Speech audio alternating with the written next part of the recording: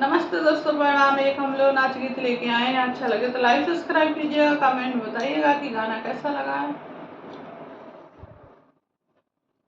ओ बनाई पहिना काली साड़िया हो, देवरा मारेला नजरिया। ओ बनाई पहिना काला साड़िया हो, देवरा मारेला नजरिया। मारेला नजरिया, देवरा मारेला नजरिया। मारेला नजरिया, देवरा मारेला नजरिया।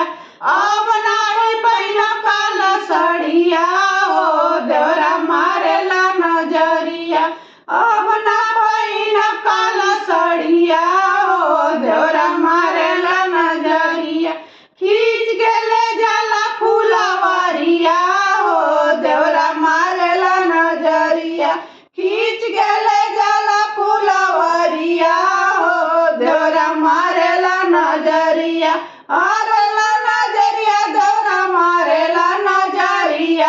खींच के ले जाला फुलवरिया हो, देवरा मारेला नजरिया। अब ना पहिनब काला साड़िया हो, देवरा मारेला नजरिया। अब ना पहिनब काला साड़िया हो, देवरा मारेला नजरिया। अगला निहारे, देवरा बगल निहारे। अगल निहारे, देवरा बगल निहारे। अगल निहारे, देवरा बगल निहारे।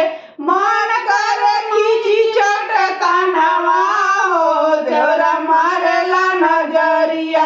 मन करे खींची चटकनवा हो, देवरा मारेला नजरिया।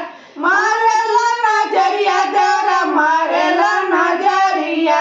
मारेला नजरिया, देवरा मारेला नजरिया। मन करे खींची चटकनवा हो, देवरा मारेला नजरिया। अमला पहिनब काली साड़िया हो, देवरा मारेला नजरिया। अमला पहिनब काली साड़िया हो, देवरा मारेला नजरिया।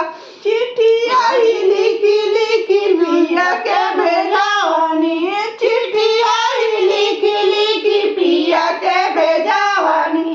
पिया के भेजावनी हो, पिया के भेजावनी। चिट्ठिया ही लिखी लिखी पिया के भेजावनी। चिट्ठिया ही लिखी झट देही धरेला गड़िया हो, देवरा मारेला नजरिया। झट देही धरेला गड़िया हो, देवरा मारेला नजरिया। मारेला नजरिया, देवरा मारेला नजरिया। मारेला नजरिया, देवरा मारेला नजरिया। सास ससुर जी के घर में न बाटे। सास ससुर जी घर में न बाटे।